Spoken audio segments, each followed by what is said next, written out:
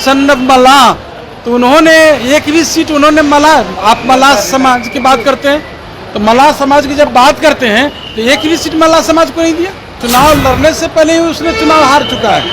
India गठबंधन का पतन हो चुका है। जिस जिन की बात करते थे उस जिन को जब हक देने की बारी है तो यही है आपका A to Z पार्टी। इस शो के प्रायोजक है मां भवानी डेकोर प्राइवेट लिमिटेड, मतलब a complete floor solution, new 0 mile Dadar road Muzaffarpur.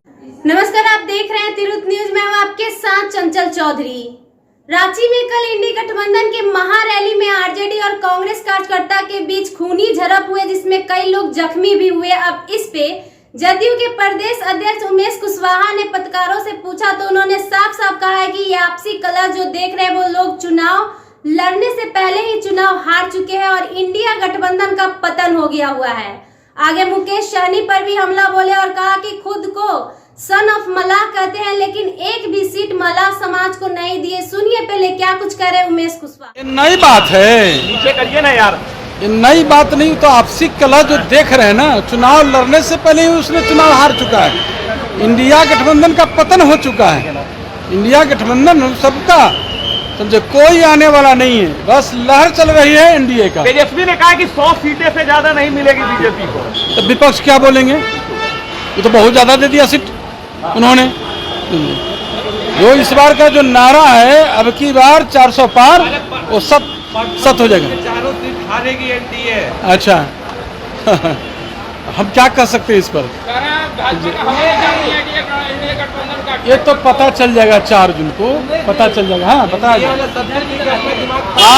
आप इतने जान लीजिए कि जो परिवार से जिसका इतिहास भूगोल शुरू होता है परिवार में समाप्त हो जाता है, भाला राज और देश का सेवा क्या करेंगे? और उनके सहयोगी जो अभी नए सहयोगी जो हैं यहाँ बिहार में, सन ऑफ मलाह, तो उन्होंने एक भी सीट उन्होंने आप मलाह समाज की बात करते हैं, तो मलाह समाज की जब बात करते हैं तो एक भी सीट मलाह समाज को नहीं दिया। आप जिन के उनके माता पिता जो यहाँ 15 वर्ष तक के शासन उन्होंने किया, जिस जिन की बात करते थे उस जिन को जब हक देने की बारी है तो यही है आपका A to Z पार्टी।